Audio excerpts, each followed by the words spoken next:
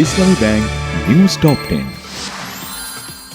সাবেক ভূমিমন্ত্রী সাইফুজ্জামান চৌধুরী শুধু যুক্তরাজ্যেই ৩৬০টি বাড়ির মালিক, মূল্য ৩,৮২৪ কোটি টাকার বেশি।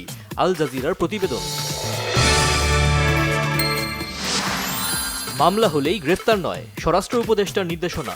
মব জাস্টিস বন্ধে সচেতনতা বাড়ানোর তাগিদ। হয়রানিমূলক মিথ্যা মামলা প্রত্যাহারে স্বরাষ্ট্র মন্ত্রণালয়ের কমিটি গঠন।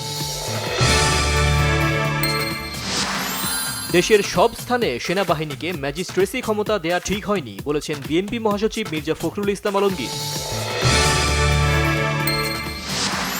গণতন্ত্র মঞ্চের নেতারা বলেছেন, সারা দেশে আইন শৃঙ্খলা বাহিনী এখনও পেশাগত দায়িত্ব পালন না করায় নানামুখী রাজনৈতিক শক্তির ষড়যন্ত্র হচ্ছে। সাবেক প্রধানমন্ত্রী শেখ হাসিনা, তার বোন শেখ রেহানা ও ছেলে সজীব ওয়াজেদ জয় সহ ২১৬ জনকে আসামি করে আশুলিয়া থানায় হত্যা মামলা। বৈদেশিক মুদ্রা নিয়ন্ত্রণ আইনের মামলায় সাবেক আইনমন্ত্রী আনিসুল হক ও প্রধানমন্ত্রীর সাবেক উপদেষ্টা সালমান এফ রহমান আবারও ৫ দিনের রিমান্ডে। অর্থ উপদেষ্টা ডক্টর সালেহ উদ্দিন আহমেদ বলেছেন, বাজেট সহায়তা, ব্যাংক সহ আর্থিক খাতের সংস্কারে ঋণ সহায়তা দেবে বিশ্বব্যাংক। এখন থেকে বিদ্যুৎ জ্বালানি খাতে প্রতিযোগিতা ছাড়া কোনো প্রকল্প ও টেন্ডার হবে না। অতীতে যেসব চুক্তি হয়েছে তা পর্যালোচনা করা হবে, জানিয়েছেন জ্বালানি উপদেষ্টা।